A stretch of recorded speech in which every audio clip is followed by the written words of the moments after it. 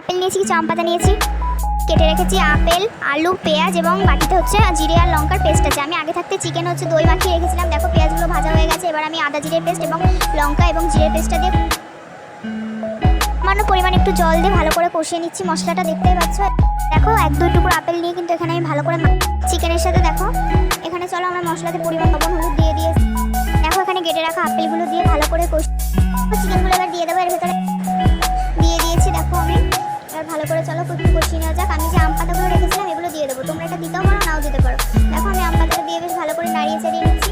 তো আম পাতা দেওয়ার কারণ এটাই যে ভালো গন্ধটা আসবে। দেখো এখানটায় দিয়ে দিয়েছি। এবার আমি পরিমাণ মতো 2 বাটি জল দিয়ে এবার ঢেকে রাখছি কিছুক্ষণ। দেখো আমার মাংসটি কিন্তু প্রায় হয়ে এসছে।